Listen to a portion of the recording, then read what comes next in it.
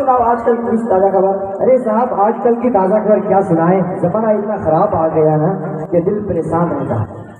آخر آپ اتنا پریشان کیوں ہو رہے ہو؟ آخر کون سی پریشانی آپ کے سامنے آ گئی اب جوانے کی شکایت لے کے بیٹھے ہیں؟ ارے جناب روز بروز ہمارے آنکھ دیکھ رہی ہے بے دینی کا سیلاب بڑھتا جا رہا ہے، لوگ دین سے دور ہوتے جا رہے ہیں، فقر و فریب کا بازار گرم اور ان سب سے آگے بے حیائی بریانیت کا پرچم لہرا رہا ہے۔ ہاں میرے بھائی، آپ جو کہہ رہے ہیں بالکل حقیقت ہے، برائی عام ہو چکی ہے، گناہوں کا ذنب جوان ہو رہے ہیں۔ آج کل تو یہ سب دیکھتے رہتے ہیں اور سنتے رہتے ہیں، بلکہ میاں آج کل کے زمانے میں یہ تو فیشن بن چکے ہیں کہ دو چار آدمی ایک جگہ جمع ہوئے تو زمانے کے لوگوں پر فکر کس دیا اور چلتے بنے۔ اسی طرح آپ کا بھی ذہن کام کر رہا ہے۔ ارے جناب ذرا زبان سنبھال کے بات کیجیے، آپ تو صرف ہمیں باتیں بنانے والا سمجھ رکھا ہے۔ کیا ہم اپنا کلیجہ چیر کے دکھا دیں کہ ہمارے دل میں قوم کا کتنا درد ہے اور ہم رات رات قوم کے لیے کتنا تڑپتے ہیں؟ افواہ بھائی، آپ تو بگڑ رہے ہیں، اس میں غصہ کرنے کی کیا بات ہے؟ اگر واقعی آپ کا جذبہ ہے کہ زمانے سے برائی کا اندھیرا ختم ہو جائے اور اندھیروں میں روشنی کا دیا جلے تو باتیں بنانے سے کام نہیں چلے گا میرے بھائی، ان کے لیے میدان توڑ دینا چاہیے۔ ارے صاحب میں اس کے لیے تیار ہوں نا، اس میں میرا مال کیا، میرا جان بھی چلے جائے میں پھر بھی اس کے لیے تیار ہوں۔ سب سے پہلے آپ اپنے آپ سے اور اپنے گھر والوں سے شروع کیجیے۔ اچھا تو سب سے زیادہ بگڑا ہوا مجھے یا میرے گھر والے آپ کو دکھ رہا ہے؟ السلام علیکم ورحمۃ اللہ وبرکاتہ۔ وعلیکم السلام ورحمۃ اللہ وبرکاتہ۔ کیا حال ہے مولانا صاحب؟ جی سب ٹھیک ہے، آپ لوگ بتائیے۔ الحمدللہ خیر۔ اللہ تبارک و تعالیٰ کا لاکھ لاکھ شکر اور اس کا احسان ہے کہ اس نے اس نیک مجلس میں حاضری کا موقع فراہم کیا۔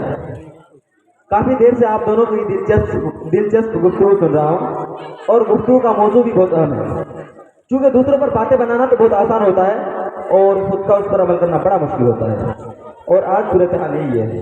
اچھا تو آپ بھی میرے سینے میں دال ڈال رہے ہیں؟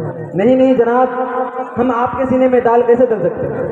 آپ کا سینہ کوئی چکی کا پارٹ تھوڑے ہے، ہم نے تو بس اللہ کے فرمان کو آپ کے سامنے بیان کیا۔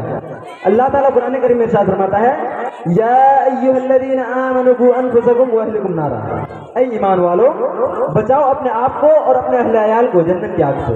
اس لیے میرے محترم ضروری ہے کہ انسان سب سے پہلے اپنی اصلاح کرے اور اپنے گھر والوں کی اصلاح کرے، چونکہ ایک انسان کو اپنے آپ پر اور اپنے گھر والوں پر پورا اختیار ہوتا ہے۔ اگر وہ ان کو حکمت سے سنبھال کر اللہ کی نافرمانی سے بچانے میں کامیاب ہو گیا تو سمجھ لو کہ اس کی دنیا بھی کامیاب ہو گئی اور آخرت بھی۔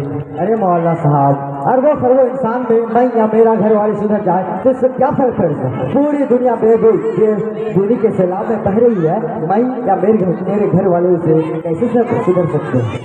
ارے میاں یہ کہنا کہ ہم نے اسے بہت سمجھانے کی کوشش کی لیکن ہماری نصیحت کا ان پر کوئی اثر نہیں ہوا، یہ تو سراسر شیطانی دھوکہ ہے، اس کے سوا کچھ نہیں ہے۔ آپ اسے شیطانی دھوکے کہہ رہے ہیں؟ ہم اس کو سمجھانے کی انتہا کر دی، آپ سمجھتے نہیں کیا ہم اس کے لیے اپنا سر چھوڑ ڈالیں یا پھر دنیا چھوڑ ڈالیں؟ ارے میاں شکیل صاحب سر بھی مت چھوڑیے اور دنیا بھی مت چھوڑیے، اور ذرا سنجیدگی کے ساتھ میرے سوالوں کا جواب دیجیے۔ ضرور کیجیے، کیا آپ کا سوالات ہیں؟ اگر آپ کا اولاد جسمانی طور پر بیمار ہو جائے تو آپ اسے فوراً دواخانہ لے کر بھاگتے ہیں؟ جی ہاں بالکل لے کے بھاگتے ہیں۔ یا پھر اگر آپ کا اولاد جلتے ہوئے آگ کی طرف جانے لگے تو کیا آپ انہیں یوں ہی جاتے ہوئے دیکھتے رہیں گے؟ نہیں ہرگز نہیں۔ پھر آپ کیا کریں گے؟ فوراً اس کو اس آگ سے نکال لیں گے، چاہے اس میں میرا جان ہی کیوں نہ چلے جائے۔ ہاں تو اب سوال یہ ہے کہ کیا آپ نے اپنے اولاد کو گناہوں میں مبتلا دیکھ کر اتنی طرف محسوس کی تھی جتنی کہ آگ میں دیکھ کر؟ اگر واقعتاً آپ کو اتنی طرف محسوس ہوئی تھی تو آپ نے اپنا فرض ادا کر دیا، لیکن اگر آپ کو اپنے اولاد کو گناہوں میں مبتلا دیکھ کر اتنی طرف محسوس نہیں ہوئی جتنی کہ آگ میں دیکھ کر، تو آپ اپنا فرض نہیں ادا کر پائے، آپ کا فرض ادا نہیں ہو پایا۔ ہاں مولانا صاحب، ایک انسان یا ایک خاندان بہت کچھ کر سکتا ہے، جیسے ایک چراغ پورے اندھیروں کو بجھا سکتا ہے۔ ارے مولانا صاحب آپ کا بات بالکل معقول ہے اور اس میں کوئی شک کی بات نہیں کہ ہر انسان اپنے اصلاح کے ساتھ ساتھ اپنے گھر والے کی اصلاح کر لے، ورنہ قیامت کے دن پکڑ ہو سکتی ہے۔ لیکن مولانا صاحب ہم اپنے گھر والوں کو، اپنے اولاد کو دینی رنگ سے رنگنے کی بہت کوشش کی ہے، لیکن زمانے کی ایسی ہوائیں ہیں جو ہماری باتوں پر اس کا کوئی اثر ہی نہیں ہوا، اور اب تو ہمیں اسے سمجھانا بھی چھوڑ دیا۔ ارے میاں یہ کہنا کہ ہم نے اسے بہت سمجھانے کی کوشش کی لیکن ہماری باتوں کا ان پر کوئی اثر نہیں ہوا، یہ تو سراسر شیطانی دھوکہ ہے، اس کے سوا کچھ نہیں ہے۔ آپ اسے شیطانی دھوکہ کہہ رہے ہیں؟ ہم تو اسے سمجھانے کی انتہا کر دی، لیکن کیا ہم اس کے لیے دنیا چھوڑ ڈالیں یا پھر اپنا سر چھوڑ ڈالیں؟ अरे मौलाना साहब, आज ने तो आप मेरा दिल खुश कर दिया।